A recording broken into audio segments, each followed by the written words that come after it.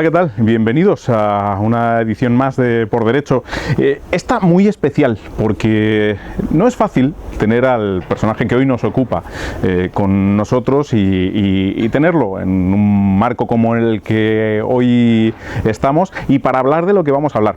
Si hablamos de los iconos que ha habido en este país o los personajes que han marcado una época no solo de la tauromaquia sino también de la sociedad de este país, pues tenemos que hablar del personaje que hoy tenemos la suerte de tener con nosotros, que es Jesús Janeiro Bazán, Jesulín de Ubrique. Jesús, lo primero, muchísimas gracias por atendernos, por estar con nosotros y en un marco como este, al sol, pero ¿qué le vamos a hacer? ¿Cómo se dice? Hay un refrán, un dicho, ¿no? Que sarna no pica. Sarna con gusto no pica. Esto no pica, ¿no? Y la verdad es que el paraje es muy bonito, ¿no? Fíjate, te comentaba antes que he recorrido toda España una y mil veces y nunca había tenido la posibilidad de conocer ciertas ciudades. He tenido el privilegio y la suerte de poder conocer algunas y concretamente las últimas más recientes que he podido estar por su casco antiguo y demás ha sido Cuenca, que me sorprendió mucho y bueno, y ver Toledo desde aquí es algo impresionante, ¿no? No me extraña que el personaje se quede viendo cómo es. Con Cuenca pasa lo mismo, porque ahora habrás descubierto, sobre todo por la efemérides que vamos a tener allí, que Cuenca también existe. Es decir, a mí lo que más no es que me sorprenda, porque conozco al empresario, ¿no? Pero sí que cuando te dicen va a reaparecer Jesulín y va a reaparecer en Cuenca. ¿Por qué Cuenca? Bueno, Cuenca principalmente ha sido, en primer lugar, porque bueno, pues el vínculo que Massimino tiene con esa plaza es como un matrimonio, ¿no? Y la verdad es que bueno, pues Massimino ha sido una persona muy insistente, ¿no? en mi reaparición, ¿no? Durante varios años. Y bueno, pues yo siempre he intentado eludirlo de buena manera, ¿no? Porque no lo veía claro, no me apetecía, creía que no era el momento o a lo mejor pues no estaba preparado para ello, ¿no? Y ya cuando me lo propuso en el mes de abril y claro, pues bueno, el escenario Cuenca, pues bueno, pues también te hace un poco recordar las tardes que uno ha tenido, ¿no? He tenido tardes desafortunadas, pero bueno, me acuerdo de una tarde muy buena con un toro de Fernando Peña, el año que fui triunfador con la corrida de toros de La Palmosilla. He tenido tardes buenas también, ¿no? Y siempre Cuenca ha sido una plaza como de estas que en las que llegas de un trampolín importante como es Bilbao y quieres estar un poco, volver un poco a una feria torerista, ¿no? Donde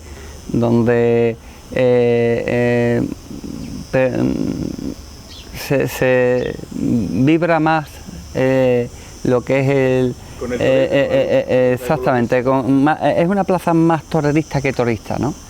Y siempre es de agradecer, sobre todo cuando vienes de pasar un puerto importante como el de Bilbao, ¿no? Y la verdad es que bueno, me gustaba la idea, me gustaba la plaza. Y después, pues bueno, con Massimino siempre he tenido un feeling bastante bueno. Independientemente de torear o no torear, siempre hemos tenido contacto. Él cuando ha bajado por casa, pues me ha llamado, aunque sea para comer. O sea, que hemos tenido un vínculo, aunque no hayamos estado aunque yo no haya estado activo en la profesión, ¿no? Y bueno, la verdad es que ha sido una persona siempre que a mí me ha correspondido en todos los aspectos y no he tenido ningún tipo de problema, entonces pues bueno, pues yo creo que el pescado estaba ya más que vendido, ¿no? Entonces había que ir a la Champions del toreo a reaparecer, ¿no? Exactamente. Cuando hablamos de hoy, a lo mejor a ti también te pasa, ¿no? De decir, bueno, pues a lo mejor los chavales de 20 años que hoy cada vez menos, pero se siguen acercando al mundo del toro y les preguntan por Jesulín, ¿no? Y a lo mejor tienen una idea que no es la más acertada para bien o para mal, porque Jesulín ha sido muchas cosas en el toreo, pero sobre todo ha sido un grandísimo torero. Y ese es el primer acento que hay que poner sobre la entrevista, ¿no? Sí, bueno, a ver, yo quizás no sea la persona más adecuada y la más apropiada para... Por eso te lo digo yo. Para... Se te agradece, ¿no? Pero yo creo que al final lo importante es que el tiempo me ha ido dando la razón en ciertas cosas, ¿no? Y no cabe duda de que, bueno, pues en mi profesión, en mi concepto del toreo, en lo que creo que ha sido el toreo, pues bueno, pues se han querido mezclar muchas cosas, ¿no? Pero lo importante de uno, yo creo que eso tiene unos cimientos muy sólidos y bueno, yo creo que quizás a lo mejor el chaval de 20, 22 años que le hablan de mí, pues a lo mejor por referencia pues pueden pensar una cosa, pueden pensar otra, ¿no? Pero he tenido el privilegio y la suerte de tener el reconocimiento de muchísimos profesionales, de cierta crítica taurina, que con el tiempo pues de alguna manera han sabido también valorar lo que yo pude hacer en mis momentos cumbre. Y después, bueno, pues siempre me queda la tranquilidad de que tuve el privilegio de compartirme ese mantel con tres que creo que han sido pesos pesados en el toreo. Uno se llamaba Antonio Ordóñez, otro se llamaba Luis Miguel Dominguín y otro se llamaba Noel Benítez el Cordobés.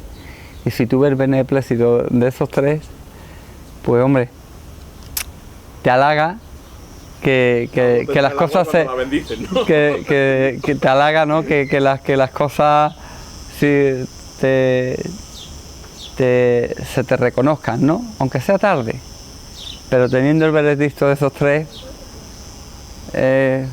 tú vas de papa y papa eres, ¿no? Yo me pregunto una cosa, que es que si hablamos estrictamente del torero, que fue Jesulín, pues a lo mejor tenemos una serie de virtudes que a lo mejor estarían mucho más valoradas si lo separamos del personaje, de lo que fue el personaje Jesulín de Ubrique, ¿no?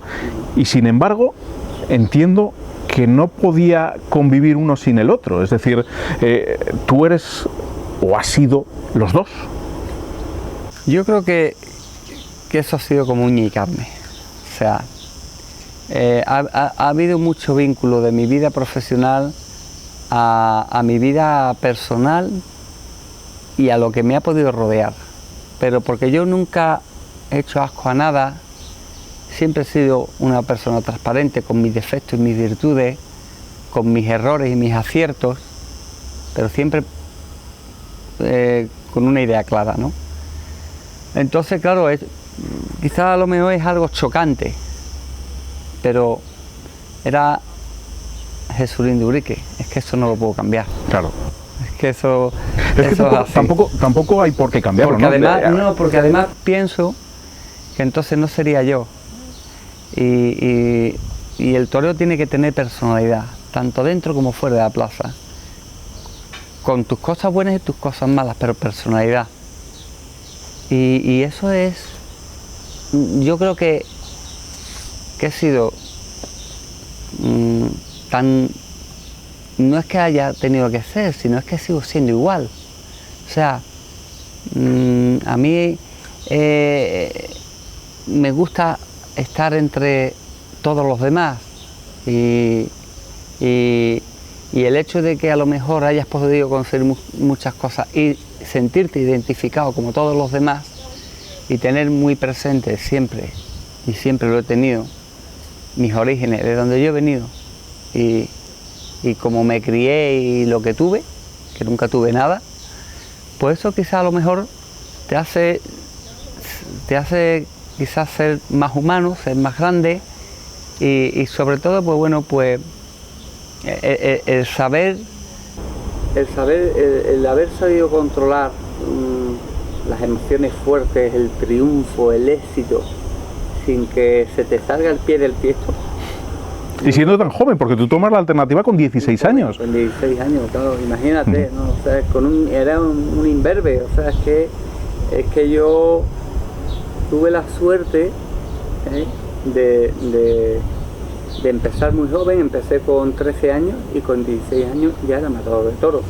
Después hubo un bagaje de un tiempo, de un par de años, los cuales las cosas se me torcieron por completo a raíz de que pude conocer lo que era el dolor de una cornada, y además la primera cornada que me pegan ha sido la que peor he tenido, la que peor he llevado, la que psicológicamente sí me marcó durante un periodo de tiempo bastante largo, aunque me pude recuperar físicamente, pero las secuelas de perder el sitio, la confianza, es decir, ¿estoy yo en donde me corresponde? ¿Estaré haciendo yo lo que creo que debo hacer en la vida? O sea, una serie de preguntas que tú mismo te sueles hacer, que hasta que no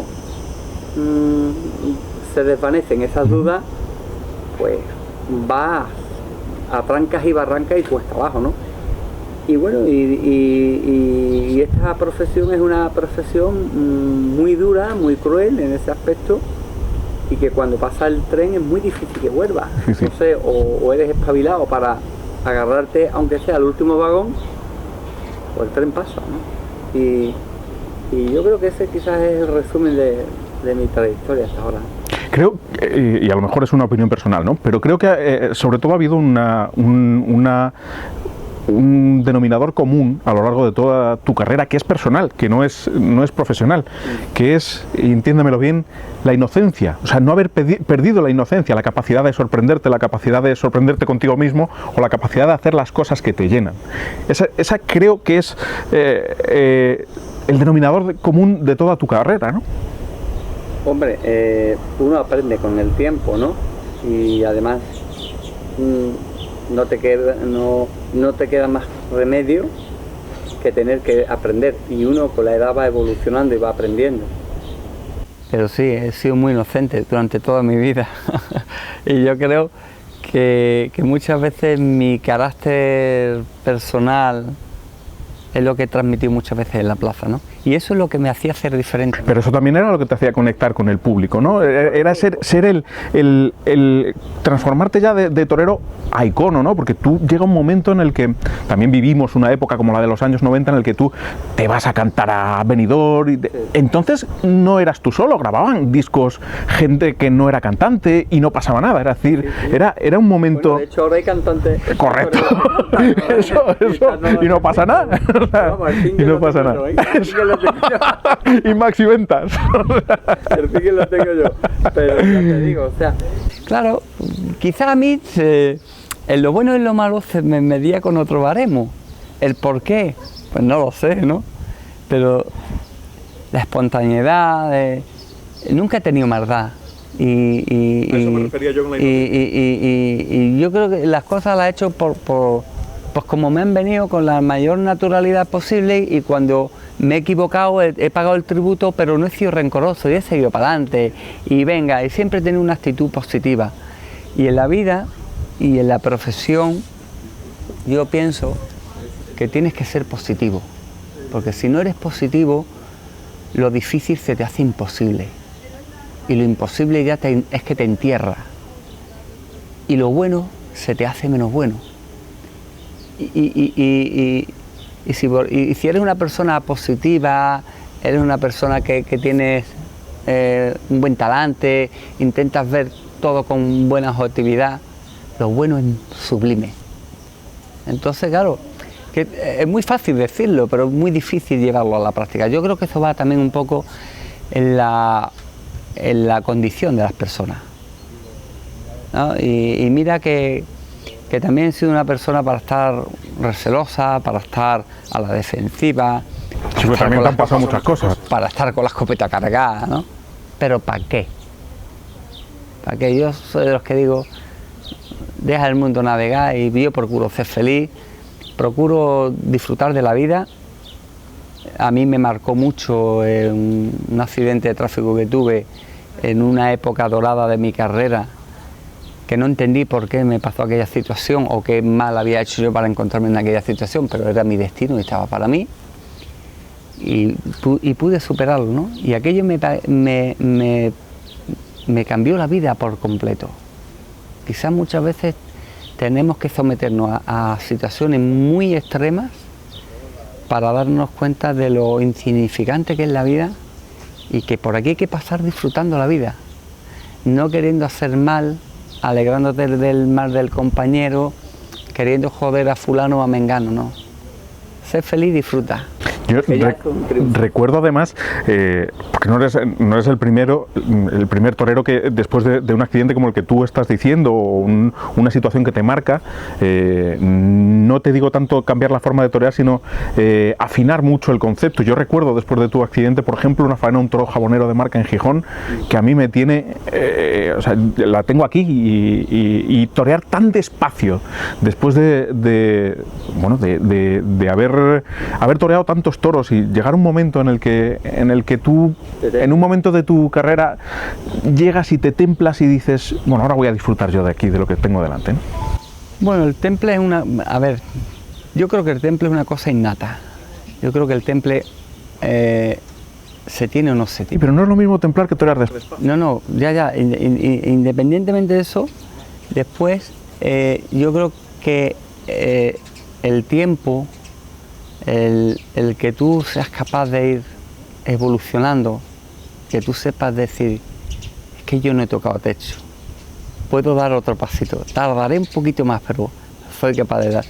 Yo sí me di cuenta que quizás en los años menos dorados de mi carrera disfrutaba más porque toreaba mejor, toreaba más despacio, toreaba para mí. Pero me pasó una cosa que pierdes el instinto de ser el mejor, cuando empiezas a alegrarte del triunfo del compañero. Y esta es una profesión en la cual, en el momento que tú te empiezas a alegrar del triunfo del compañero, ya no eres el mejor, ya no arrollas al enemigo ni agua. Independientemente, por supuesto, yo no quiero que a nadie le pase nada, eso por delante, pero el mejor yo, primero yo y después de mí todo lo demás. Cuando tú pierdes ese instinto, tienes que canalizar tu profesión en otra historia, en otro concepto, y fui depurando mucho mi forma de torear. Empecé a torear incluso hasta mejor con el capote. No he sido un torero artista, ni mucho menos. Tampoco he tenido que ser un torero tremendista. Me considero que he sido un torero templado y poderoso. Para eso hay que tener mucho valor. Para eso hay que tener... Yo siempre lo he definido como el valor justo y necesario para hacerle a un toro en 10 minutos o en menos lo que creo que voy a ser capaz de hacerle. Y fíjate, si soy curioso y meticuloso, que hasta en los tentaderos nunca me han gustado que me toquen. ¿Por qué? Porque cuando voy a un tentadero voy a perfeccionar. No voy a pegar 20.000 pases y aquí estoy yo y a sudar. Voy a intentarle hacerle a una vaca lo que creo que le voy a hacer a un toro en menos de 10 minutos. Por lo tanto, no quiero que me roce, porque una vaca me roce no pasa nada, pero el toro me roce y me puede levantar los pies y me puede herir. Hasta ahí fui meticuloso ya. Cuando perdí ese instinto de decir, quiero arrollar, quiero ser el mejor, quiero comerme el mundo, porque supongo y creo que va por fases. Cuando tú tienes 18, 20, 22, 24 años, te quieres comer el mundo y quieres ser el mejor. Y lo veo ahora en ciertos toreros que están con los dientes de leche, entre comillas, que dispuesto a todo, ¿no? Y lo importante es que después ya te llegas a ese sosiego y seas capaz de decir, he hecho esto y ahora soy capaz de hacer esto. Entonces tú nunca has tocado techo, te sorprendes, ¿no? Y quizás, fíjate, cuando tuve el accidente de tráfico y todo aquello, que fue ya mi segunda etapa de mi carrera, el 2003, 2004, o sea, esos 4 últimos años que fueron los que yo toreé, era cuando pude torear y cuajar toros importantes. Anteriormente había toreado toros importantes, había hecho cosas importantes en ferias buenas, pero era un frenesí lo otro era más sosegado. ¿Qué te quedaba entonces de todos los fielatos que te habían hecho pagar? O sea, tú has tenido que sufrir que en la Plaza de Madrid se te pongan a leer el periódico, has tenido que sufrir en Albacete, has tenido que sufrir un montón de cosas por parte de los que se te ponían en contra, no por contra, sino porque estaba de moda estar en contra del que triunfaba, ¿no? Bueno, no, estaba de moda estar en contra de Jesulín. Jesulín, eso es. Porque había otros que triunfaban y no tenían ese problema. Quizá porque, bueno, pues uno que la base de todo era que yo me saltaba los cánones del toreo. Eso es como el que se encuentra con una barquita en alta mar. ¿Y qué haces? Si navegas contra corriente, normal que te vuelques. Entonces siempre intentaba buscar un puerto, pero tenía un arma importante, que era que cuando estaba delante del toro sabía improvisar y sabía resolver. Contra eso no se puede luchar. Y después tenía una cosa muy importante, que seguía siendo yo, con mis defectos y mis virtudes. Y eso a la mayoría del público le llegaba. Quizás he tenido, hablando un poco vulgarmente, ese desprecio de muchos aficionados, que a lo mejor después, con el tiempo y como está actualmente la fiesta de los toros, pues se habrán acordado de lo que habrán visto en una plaza de toros, ¿no? Esa controversia, esa plaza llena, ese ambiente de que unos y otros y todo, ¿no? Pero bueno, oye, eso ha sido una cosa que a mí no me quitaba el sueño, porque si me hubiese quitado el sueño creo que no hubiese triunfado, porque he pagado mi tributo por todo ello, ¿no? Y caro, y bastante caro, ¿no? Pero nunca me rendía, ¿no? Y al final, fíjate, he tenido con el tiempo el reconocimiento de gente que yo creía que lo había leído en alguna ocasión y con un desprecio total y absoluto, y que ahora pues he tenido la oportunidad de hablar con ellos y los he atendido encantados y han llegado a decirme, dice, hacían falta en el toreo tíos como tú. Y digo, bueno, pues digo, si yo me pudiera reencarnar, que no te quepa duda que intentaría ser el mismo, con las mismas cosas, los mismos errores y con todo, ¿no? Porque también lo disfruté. Que no se nos olvide que también es importante disfrutar con lo que haces, porque si tú no disfrutas con lo que haces, es muy complicado también un año tras otro estar ahí. Y después, yo soy, hombre, es que ¿a quién le regalan algo en esta profesión? Si es que en el momento que destacas te tiran a la yugular. Y es muy difícil. Yo cuando escucho algunas críticas sobre algunos toreros, y ya ni siquiera como aficionado, como espectador, un poco ya desde más atrás de la barrera, ¿no? Y te metes un poco en la mortalidad de todos, ¿no? Algo bueno tiene que tener ese tío. Cuando funciona y cuando... No lo digo por mí, lo digo por ciertos toreros que han sido también criticados, no quizás a lo mejor con esa dureza que en ciertos momentos he tenido yo. Algo bueno tiene que tener. De todas formas, algo bueno tiene que tener un tío cuando es capaz no solo de torear 165 tardes en una temporada, sino de llenar o tener muy buenas entradas en esas 165 tardes. Así que claro, tú imagínate si hacía falta hoy uno como tú. No, es que hoy en día es muy difícil. Si yo me pusiera en el pellejo de un empresario, digo, ¿a quién pongo para ganar dinero? Porque claro, yo fui muy espléndido. Es que conmigo que ganaba dinero todo el mundo. El empresario, el ganadero, los compañeros, bueno, eso por supuesto, hasta el chaval del pueblo que lo ponían conmigo. Y el tío llegaba allí a ese patio cuadril y cobraba su dinero. O sea, es que sí, un tío muy espléndido. Entonces, quizás fíjate ahora encauzando un poco estas cosas que hemos hecho para promocionar la corrida de toros, esa frase que yo digo, ¿no?, de que en mi hambre mando yo, tiene un significado de mucho peso.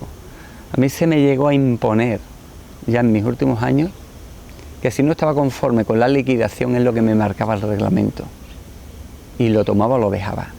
Por eso yo dije, no, en mi puta hambre mando yo. O sea, quizás en el anuncio no se quita un poco la palabra, ¿no? En mi hambre mando yo. Tú no me vas a decir, Emilio, ni lo que tengo que ganar, ni lo que tengo que cobrar. Y si las cosas salen bien, tampoco te voy a pedir más de lo que hay. Pero si las cosas salen mal, a lo mejor yo puedo tener el detalle porque es condición mía. Sí, pero me corresponde. Pero me corresponde a mí, con mi dinero en el bolsillo. Por eso cuando te ya te imponen, y además con unas exigencias que no van conmigo, por lo menos no las he permitido, no las permití cuando empecé, no las voy a permitir cuando termino. Por eso, una de las cosas que yo siempre le quise decir a Maximiliano, digo, en un escudero tenemos que meter este puñal porque es interesante. Es interesante para el que la quiera tomar, el que la quiera entender y que la analice. Pero, ya te digo, o sea, y no solamente el torear 165 corridas de toros, que después llegaba a América y toreaba 40 corridas de toros. Es que si contamos un año hábil, desde el día 1 de enero al 31 de diciembre, yo toreaba 200 corridas de toros. Entonces, pronto, En cuanto a la gente que has tenido alrededor, y te estoy hablando profesionalmente, ¿quién te marca? ¿Quién es el que realmente te marca o te hace comprender un camino o te hace adoptar un camino que tú no llevabas? Yo me tuve que retirar con 24 años en plena Feria de Abril de Sevilla, con 94 corridas de toros firmadas, porque no sabía ni lo que ganaba, ni lo que tenía, ni lo que debía. Por lo tanto, tienes que poner un paréntesis en tu carrera para administrarte, organizarte y empezar a marcarle un rumbo a tu barco, a donde tú quieres llegar. Y eso no lo va a hacer nunca un apoderado, ni un familiar. Eso yo afortunadamente me di cuenta yo, solo. Yo le dije a mi mozo espada en una feria de abril, toreaba 4 corridas de toro. Y en la segunda corrida de toro, una corrida de toro de Núñez del Cubillo con José Mari Manzanares, padre, y Joselito. Mayán, hoy me quito del toreo. ¿Sabes lo que me contestó? Y dice, ole tus cojones. O sea, ya él sabía el por qué yo me retiraba. O sea, y no era retirarme, era poner un paréntesis por eso, porque también tu esfuerzo lo tienes que ver recompensado, te tienes que organizar. Es que el hecho de que tú tengas la posibilidad de poder ganar dinero de joven, eso te puede desbordar. Entonces yo tenía que poner un paréntesis en mi carrera para empezar a organizar cómo yo quería encauzar mi carrera económicamente hablando. Y si me equivoco yo con mi dinero, que no lo he robado, que lo he ganado delante del toro, ¿no? Te puedes dejar aconsejar, pero yo creo que ahí los toreros no podemos derivar tu vida, tu economía en un apoderado. No, yo no he sido partidario de eso nunca. El apoderado tiene que velar por los intereses de su torero. Velar, no administrar. Esta es una diferencia muy grande. El dinero me lo administro yo. Usted tiene que velar por los intereses de su torero. En cuanto a cartel, a corridas, cuando hay que hacer un esfuerzo y matar a lo mejor una corrida que no es de tu gusto, pero hay que hacer el esfuerzo, cuando tiene su sitio. Pero usted no administre mi vida, mi economía, no. Y a mí no se lo permitía, mi padre no se lo iba a permitir un apoderado, ¿no? Entonces, claro, imagínate, yo afortunadamente, pues me pude dar cuenta muy joven, con 24 años. Entonces, pues tuve margen para después poderme recuperar, porque eso es importante. Los toreros nos gusta el triunfo, nos gusta torear, triunfar, que te alaben el gusto, que bien has estado, pero también el dinero es importante y el esfuerzo se hace después después te gusta que económicamente también salgas satisfecho, ¿no? Y eso es lo que te va motivando y va luchando. No conozco ningún torero que a mí se me ha señalado mucho, es que este tío torea por dinero. Yo no conozco a nadie que no toree por dinero. De hecho, muchas ferias se han quedado sin figuras. ¿Por qué? Porque no han llegado a un acuerdo económico. Correcto. Ahora, también te digo otra cosa. Lo que pasa es que, claro, que cuando uno habla en plata, pues es molesto. Cuando uno habla de verdad, suele ser molesto. Pero entonces, o hablas o no hablas. Y yo soy de los que siempre he sido muy claro.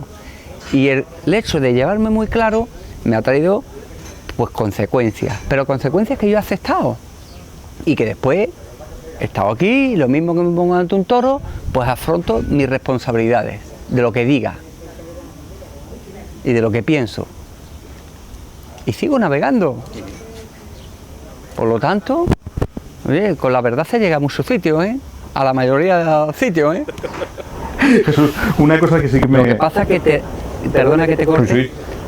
Empiezas a ser incómodo. Pero empiezas a ser incómodo en cuanto dices la verdad. Claro, eres incómodo para el circuito.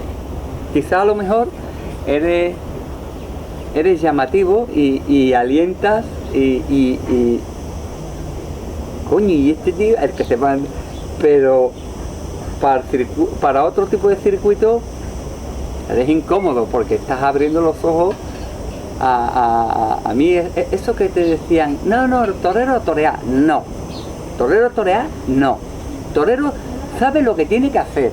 Molesto. Pero hoy en día que tú dices, bueno, voy a reaparecer, voy a torear esta, porque me apetece, porque quiero y porque me da la gana, y sentirías, si dijeras, bueno, voy a ver si hago una temporada, ¿sentirías hoy la responsabilidad de volver a meter a la plaza gente que a lo mejor tú metías y ya no ha vuelto? En la mayoría de las tardes que yo toreaba en los años esos, quien me contrataba directamente eran los ayuntamientos, en los pliegos de condiciones, para montar un espectáculo taurino, una corrida de toros con la condición. No te decían 2 del grupo especial, Jesulín y 2 más. Y 2 más. Claro. Es que no es cuestión de decir yo voy a torear 165 corridas de toros, no, es que tienes que despertar el interés, es que te tienen que llamar, es que te tienen que contratar. Yo te voy, es decir, eso supongo que en un momento determinado te genera una responsabilidad ya no solo de estar bien, sino de que, bueno, que son 165 tardes que es batir todos los récords y que tienes encima de ti pues cierto, no sé cómo decirlo, pero sí, mucho peso. Mucho peso. Y que a lo mejor hoy haría falta una cosa así, ¿no? Sí, pero no soy esa persona. Porque yo creo que todo tiene un principio y todo tiene un final. Ojalá, tú lo has dicho antes. Y bueno, yo que he tenido, aunque no haya estado en activo, y bueno, he estado toreando mis festivales y mis cosas, pero escuchas los empresarios y todo. Ojalá hubiese habido 3 o 4 como yo ahora, de aquella época, que arrastraran esas masas, que los públicos, como yo los veía en la plaza, ¿no? O sea, unas discusiones, unos follones de 2 pares de cojones, pero aquello allí lleno, y aquello se creaba una controversia. Eso no existe ahora. Entonces, claro, yo no puedo hacerlo ya.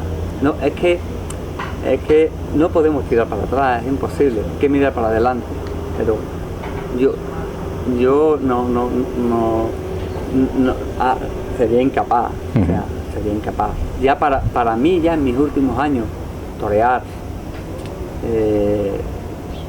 25 o 30 corridas de toros era un mundo ya, porque ha sido tanta la presión, la responsabilidad que ha caído sobre ti un día, otro día, eso al final te pasa factura. Y mi carrera fue muy intensa pero muy rápida. Quizás cuando disfruté más fue cuando me vino el sosiego, la tranquilidad, pero claro, ya pierdes ese brillo, ya pierdes, quizás pierdes un poco, como te diría, el hecho de que tú ya no quieres ser el mejor, y ese entusiasmo de un público y decir, este es el mejor. Entonces, claro, pero es que tuve mis años gloriosos, ya eso para mí ya pasó, ya vamos, es que ni me planteo volver a torear. Esto es algo muy personal, muy particular. El año pasado para mí fue un año muy difícil, fue un año duro en lo personal, y bueno, y por circunstancias también pues pasé un momento difícil en lo profesional, tuve un desvanecimiento, y se dicen mil barbaridades, ¿no? Y bueno, y uno pues como mejor demuestra las cosas cogiendo el toro por los cuernos y diciendo, aquí estoy yo con dos cojones, ¿no? Después de 44 años llevo mi sacrificio, 2 meses y medio ya sin descansar como descansabas cuando te anunciaron una corrida de toro. Sí, intentando todos los días y pensando en el toro, ¿no? Físicamente, psicológicamente, prepararte. Y sobre todo ya en este último tramo, esta última semana y media, 2 semanas, pues como que ya se te cierra el apetito. Y no es por miedo, no es porque se está haciendo todo con tanto esfuerzo, con tanta ilusión para que todo salga bien, que lo que no quiero es que se tuerzan las cosas. El cuidar la corrida de toro, el seleccionarla, el verla personalmente, ir a verla 4 veces, sí, cosas. Y como yo me he ido preparando, que yo decía, digo, si yo esta mentalización lo hubiese tenido hace 20 años, me tienen que echar el pan desde lejos. Es que muerdo, es que muerdo. ¿Qué Jesulín se van a encontrar? Hombre, primero, ¿lo sabes tú? No lo sé, tío, no lo sé. Voy con mucha ilusión. Después está el típico refrán, ¿no? Que el hombre dispone y el toro lo descompone. Espero que conmigo no se cumpla, ¿no? Pero las expectativas, la ilusión, esa va por montera. Sé perfectamente que los compañeros que voy a tener ese día en mi lado no me lo van a poner nada fácil. Al revés, van a aprovechar cualquier momento de duda, de flaqueza que pudiera tener para atizarme, pero que no se les olvide que yo he sido de los peces pesados y que también se golpea. Pues todo eso se verá el próximo día 19 en la Plaza de Toros de Cuenca, en la Champions del Toreo. Nosotros solo nos queda agradecerte varias cosas, tu presencia por supuesto, pero sobre todo tu sinceridad y lo que yo te decía, tu inocencia, ¿no? Por decir las cosas tan por derecho, tan natural y tan de verdad. Ya no me va a cambiar nadie. A estas alturas. A estas alturas de la vida y sobre todo, bueno, yo creo que no sabría vivir si no me expreso como soy. Y yo creo que eso es lo bonito, ¿no? Tener la libertad, que creo que es una de las cosas que tenemos que tener todo el mundo, ¿no? De expresarnos libremente y como pensamos, ¿no? Lo que pasa que, bueno, que desgraciadamente muchas veces el pensar las cosas de una manera y decirlas, pues te acarrea algunas situaciones un poco turbulentas, ¿no? Pero yo he sabido no naufragar y navegar en un océano con una barquilla, por lo tanto no me asusta mi inocencia y mi manera de pensar y decir las cosas. Al revés, me vengo arriba. Jesús, muchísimas gracias por haber compartido este ratito con nosotros, por haber tenido este acercamiento. Yo personalmente, y en lo personal y en lo profesional, ¿no? Me voy con una satisfacción de haber podido conocer a un torero admirado en su momento, a un personaje durante todo el tiempo y sobre todo haber tenido la oportunidad de ofrecerles a ustedes la cara de un Jesulín de 44 años, el Jesulín de Ubrique, en estado puro. Nosotros volveremos con todos ustedes también con más entrevistas como esta y agradecemos la fidelidad que siempre nos mantiene. Será hasta entonces, hasta una nueva ocasión. Muchísimas gracias por todo.